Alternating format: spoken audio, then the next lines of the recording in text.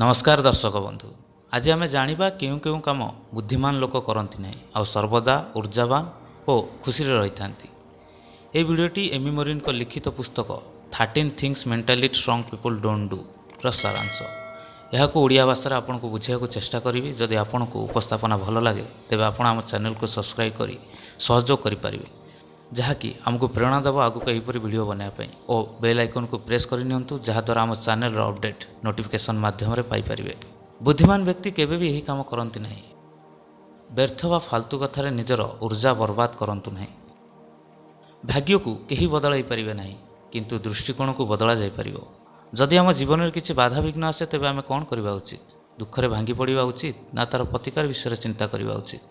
बुद्धिमान व्यक्ति केवे भी ता उपरे ध्यान दियंते नहीं जहाँ तांको नियंत्रण में नहीं, सबुबले ता उपरे ही ध्यान दियंती जहाँ तांको नियंत्रण में रही। उदाहरण, कौन सी कारण जदि परीक्षा खराब हो गला तेज अधिकांश लोक दुखरे भांगी पड़े आ से विषय भाभी भाभी समय नष्ट करेंगे। किंतु बुद्धिमान व्यक्ति से विषय अधिकांश न भावी आगू थिबा परीक्षा पाई कठिन परिश्रम में लगी पड़ती। आई कारण बुद्धिमान व्यक्ति सफलता हासिल करथांती। आ साधारण व्यक्ति व्यर्थ वा फालतू चिंतार समय नष्ट करुथांती। बुद्धिमान व्यक्ति निज मन उपर संपूर्ण नियंत्रण रखिथांती। से कहा कथारे कि काम विचलित हुअंती नहीं। जीवन में सुख पर दुख, दुख पर सुख एमती लगी रही है। तेणु खराब परिस्थिति पर निजको दोष देवा बोकामीर परिचय।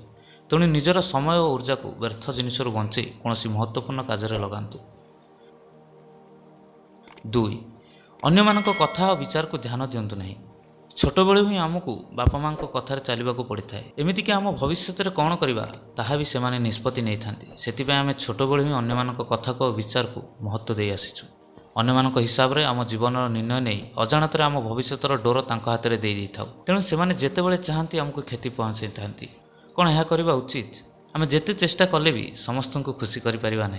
जितेबाला किए आम पिठी पछरे आमको खराब कहे से आमको बहुत खराब लगी था। लोक मानक अन्यर भूल काढ़ा को बहुत मजा लगे। लोकों समालोचना आम आत्मविश्वास और मनोबल उपर बहुत गभीर प्रभाव पकाई था। एभली क्षेत्र में आम कौन करवा उचित?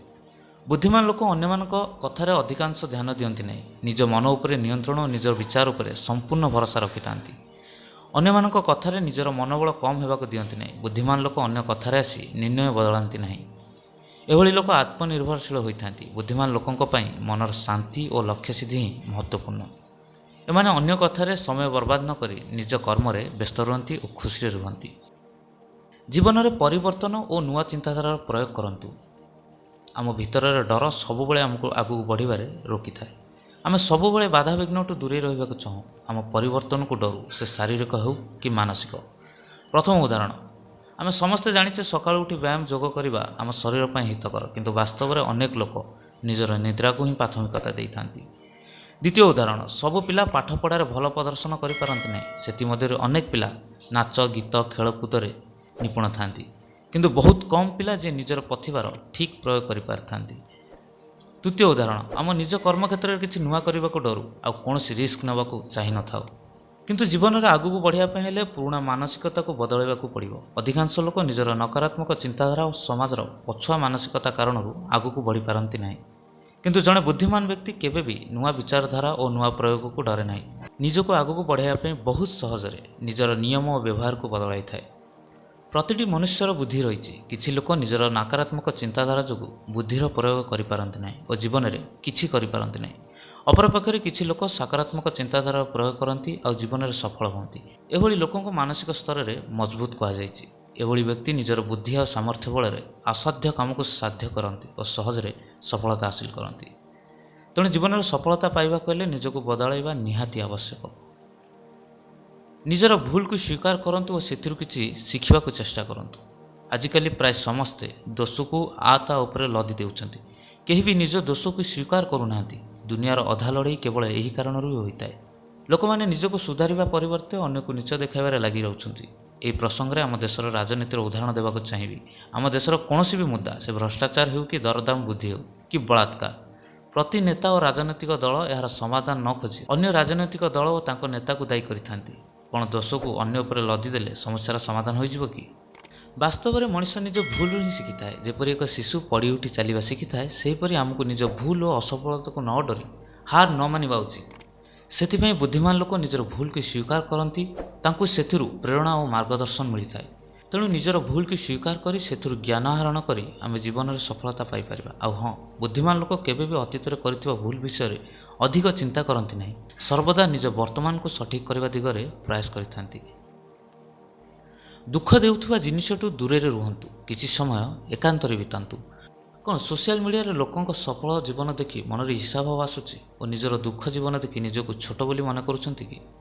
ବାସ୍ତବରେ କାହାର ବି ଜୀବନ ସର୍ବସମ୍ପୂର୍ଣ୍ଣ ହୋଇନଥାଏ। ସମସ୍ତଙ୍କ ଜୀବନରେ କିଛି ନା କିଛି ଦୁଃଖ ରହିଛି ଓ ବାଧାବିଘ୍ନ ରହିଛି, କିନ୍ତୁ ସୋସିଆଲ ମିଡ଼ିଆରେ ସମସ୍ତେ ନିଜର ଖୁସିର ମୁହୂର୍ତ୍ତ ସେୟାର କରିଥାନ୍ତି। ତେଣୁ ଆମକୁ ଲାଗେ ଯେ ସେମାନେ ବହୁତ ଖୁସି ଓ ଶାନ୍ତିରେ ଅଛନ୍ତି, କିନ୍ତୁ ବାସ୍ତବିକତା କିଛି ଅଲଗା। ବୁଦ୍ଧିମାନ ଲୋକ ନିଜକୁ ସୋସିଆଲ ମିଡ଼ିଆ ଠାରୁ ଦୂରରେ ରଖିଥାନ୍ତି, କାରଣ ଅନ୍ୟ ଲୋକଙ୍କ ଜୀବନକୁ ଦେଖି ମନ ବ୍ୟାକୁଳ ନ ହେଉ। ସେମାନେ ଖରାପ ସଙ୍ଗତଠୁ ବି ଦୂରରେ ରୁହନ୍ତି, କାରଣ ଖରାପ ସଙ୍ଗତରୁ କେବଳ ଦୁର୍ଗୁଣ ଓ କୁବୁଦ୍ଧି ହିଁ ମିଳିଥାଏ। ବୁଦ୍ଧିମାନ ଲୋକ ପରନିନ୍ଦା କରୁଥିବା ଲୋକ ଓ ଦୁଃଖ ଦେଉଥିବା ଲୋକଙ୍କଠୁ ନିଜକୁ ଦୂରେଇ ରଖିଥାନ୍ତି। ଆମ ବ୍ୟସ୍ତବହୁଳ ଜୀବନରେ ଅନେକ ପ୍ରକାରର ସମସ୍ୟା ରହିଛି, ତେଣୁ ବୁଦ୍ଧିମାନ ଲୋକ କିଛି ସମୟ ଏକାନ୍ତରେ ଶାନ୍ତ ବାତାବରଣରେ ବିତାଇବାକୁ ଭଲ ପାଆନ୍ତି। ଏମିତି କରିବା ଦ୍ୱାରା ମସ୍ତିଷ୍କକୁ ଆରାମ ମିଳିଥାଏ ଓ ମନକୁ ଶାନ୍ତି ମିଳିଥାଏ। ଏମାନେ ମସ୍ତିଷ୍କ ଓ ମନ ସହ ଶରୀରକୁ ମଧ୍ୟ ନିୟମିତ ବ୍ୟାୟାମ ଏବଂ ଯୋଗ କରି ସୁସ୍ଥ ରଖିଥାନ୍ତି। ଲୋଭ ଓ ଈର୍ଷାଠୁ ଦୂରେଇ ରୁହନ୍ତୁ ଏବଂ ଧୈର୍ଯ୍ୟ ରଖନ୍ତୁ। ମଣିଷ ସବୁବେଳେ ଚିନ୍ତା ଏବଂ ଦୁଃଖରେ ବୁଡ଼ିକି ରହିଥାଏ। ଖରାପ ଓ ନକାରାତ୍ମକ ଚିନ୍ତାଧାରା ଆମକୁ ଜାବୁଡ଼ି ଧରିଥାଏ। ଏଭଳି ପରିସ୍ଥିତିରେ ଯଦି ଆମେ ଆମ ଉପରେ ନିୟନ୍ତ୍ରଣ ହରାଇ ବସିବା, ତେବେ ଜୀବନ ବ୍ୟର୍ଥ ହୋଇଯିବ। ତେଣୁ ବୁଦ୍ଧିମାନ ଲୋକ ନିଜକୁ ନକାରାତ୍ମକ ଚିନ୍ତାଠାରୁ ଦୂରେଇ ରଖନ୍ତି ଓ ଦୁଃଖ, ଚିନ୍ତା, ଈର୍ଷା, ନିନ୍ଦା ଆଦି ଜିନିଷରେ ମନକୁ ଆନ୍ଦୋଳିତ କରନ୍ତି ନାହିଁ। ଏଥିପାଇଁ ତାଙ୍କ ଜୀବନ ସୁଖମୟ ହୋଇଥାଏ। ସେମାନେ ଅତୀତର ବିଫଳତାକୁ ନେଇ ଦୁଃଖ କରନ୍ତି ନାହିଁ କି ଭବିଷ୍ୟତର ଚିନ୍ତା କରି ବିଚଳିତ ହୁଅନ୍ତି ନାହିଁ। ଲୋକଙ୍କ ଧନ ସମ୍ପତ୍ତି ଦେଖି ଈର୍ଷା କରନ୍ତି ନାହିଁ। ପରନିନ୍ଦାରେ ନିଜ ସମୟ ନଷ୍ଟ କରନ୍ତି ନାହିଁ। ସବୁବେଳେ ନିଜର ସମୟର ଠିକ୍ ଉପଯୋଗ କରିଥାନ୍ତି। ଏସବୁ ସହିତ ଜୀବନର ଧୈର୍ଯ୍ୟର ବହୁତ ଆବଶ୍ୟକତା ରହିଛି। ଯଦି କୌଣସି ବ୍ୟାପାରୀ ଭାବେ କି ମୋତେ ପ୍ରଥମ ଦିନରୁ ହିଁ ଅଧିକ ଲାଭ ମିଳିବ, ତେବେ ଏହା ସମ୍ଭବ ନୁହେଁ। ଯଦି କୌଣସି ବିଦ୍ୟାର୍ଥୀ ପରୀକ୍ଷାର ଗୋଟେ ଦିନ ପୂର୍ବରୁ ପଢ଼ି ପ୍ରଥମ ସ୍ଥାନ ହାସିଲ କରିନେବ, ତେବେ ଏହା ବି ସମ୍ଭବ ନୁହେଁ। ସଫଳତା ପାଇବା ପାଇଁ କଠିନ ପରିଶ୍ରମ ସହ ଧୈର୍ଯ୍ୟ ରହିବା ନିତ୍ୟାନ୍ତ ଆବଶ୍ୟକ। କାହାଠୁ କିଛି ଆଶା ରଖନ୍ତୁ ନାହିଁ। ଅଧିକାଂଶ ଲୋକ ପ୍ରତିଭା ଥାଇ ମଧ୍ୟ କିଛି କରିପାରନ୍ତି ନାହିଁ। ସବୁବେଳେ ସମୟ ଓ ମୌକାକୁ ଅନେଇଥାନ୍ତି।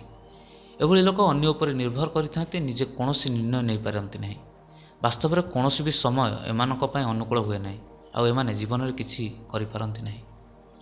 କିନ୍ତୁ ଅନ୍ୟପକ୍ଷରେ ଜଣେ ବୁଦ୍ଧିମାନ ଲୋକର ଗୁଣ ଛୋଟବେଳୁ ହିଁ ଦେଖାଯାଇଥାଏ। ସେମାନେ ଛୋଟବେଳୁ ହିଁ କାହାର ବିନା ସାହାଯ୍ୟରେ ପାଠ ପଢ଼ା ହେଉ କି ସଫାସଫି ନିଜ କାମ ନିଜେ କରିଥାନ୍ତି। ବୁଦ୍ଧିମାନ ଲୋକ ଆତ୍ମନିର୍ଭରଶୀଳ ହୋଇଥାନ୍ତି। ସମୟ ଯେତେ ପ୍ରତିକୂଳ ଥାଉ, କିନ୍ତୁ ସେମାନେ ମନୋବଳ ଭାଙ୍ଗନ୍ତି ନାହିଁ କି ଏମାନେ କାହାଠୁ ବି କିଛି ଆଶା ରଖନ୍ତି ନାହିଁ। ଏମାନେ ନିଜ କାମ କରିବା ପାଇଁ କାହାର ସାହାଯ୍ୟ କି ସୁଯୋଗକୁ ଅପେକ୍ଷା କରନ୍ତି ନାହିଁ। ଏଭଳି ଲୋକ ଚାଲାକ ହୋଇଥାନ୍ତି, କିନ୍ତୁ ସ୍ୱାର୍ଥପର ନୁହେଁ। ଏମାନେ ହୁଏତ ସମାଜରୁ କିଛି ଆଶା ରଖନ୍ତି ନାହିଁ, କିନ୍ତୁ ସର୍ବଦା ନିଜ କାମ ମାଧ୍ୟମରେ ସମାଜର କଲ୍ୟାଣ କରିବା ଏମାନଙ୍କର ଲକ୍ଷ୍ୟ ହୋଇଥାଏ। ଏଭଳି ଲୋକଙ୍କ ମନ ସରଳ, ଏମାନେ ବହୁତ ଲୋକପ୍ରିୟ ହୋଇଥାନ୍ତି। ଏଭଳି ଲୋକ ନିଜ ମାତାପିତାଙ୍କୁ ସମ୍ମାନ କରିବା ସହ ଅନ୍ୟମାନଙ୍କର ବି ସମ୍ମାନ କରିଥାନ୍ତି। ନିଜର ସ୍ୱଭାବ ଓ ବ୍ୟବହାର କାରଣରୁ ଏମାନେ ସମସ୍ତଙ୍କର ଲୋକପ୍ରିୟ ହୋଇପାରନ୍ତି। ଏଭଳି କିଛି ବିଶେଷତା ପାଇଁ ବୁଦ୍ଧିମାନ ଲୋକ ସାଧାରଣ ଲୋକମାନଙ୍କ ତୁଳନାରେ ଜୀବନରେ ଅଧିକ ସଫଳ ହୋଇପାରିଥାନ୍ତି। ଏହି ପୁସ୍ତକଟି ଆମକୁ ଶିକ୍ଷା ଦେଉଛି ଯେ ଯଦି ଆମେ ନିଜ ସମୟ ଓ ଉର୍ଜାର ଠିକ୍ ପ୍ରୟୋଗ କରିବା, ଖରାପ ସଙ୍ଗତ ଓ ନକାରାତ୍ମକ ଚିନ୍ତାଠାରୁ ଦୂରେଇ ରହିବା, ମାନସିକ ଓ ଶାରୀରିକ ସ୍ତରରେ ଶକ୍ତିଶାଳୀ ହେବା, ନିଜର ମନ ଉପରେ ନିୟନ୍ତ୍ରଣ ରଖିବା, ନିଜର ବୁଦ୍ଧିର ପ୍ରୟୋଗ କରିବା ଓ ଆତ୍ମନିର୍ଭରଶୀଳ ହେବା, ତେବେ ନିଶ୍ଚୟ ଆମେ ଜୀବନରେ ସଫଳ ହେବା। ଏହି ପୁସ୍ତକର ସାରାଂଶ ଭିଡ଼ିଓଟି ଆପଣଙ୍କୁ କିପରି ଲାଗିଲା? ଯଦି ଭଲ ଲାଗିଲା ଭିଡ଼ିଓଟିକୁ ଲାଇକ୍ କରନ୍ତୁ ଓ ଆମକୁ କମେଣ୍ଟ ଲେଖି ଜଣାନ୍ତୁ। ଆଉ ଯଦି ଆମ ଚ୍ୟାନେଲକୁ ସବସ୍କ୍ରାଇବ୍ କରିନାହାନ୍ତି, ତେବେ ସବସ୍କ୍ରାଇବ୍ କରିନିଅନ୍ତୁ। ଆମେ ଏହିଭଳି ଭିଡ଼ିଓ ଆପଣଙ୍କ ପାଖରେ ପହଞ୍ଚାଇବାକୁ ଚେଷ୍ଟା କରିବୁ। ଧନ୍ୟବାଦ।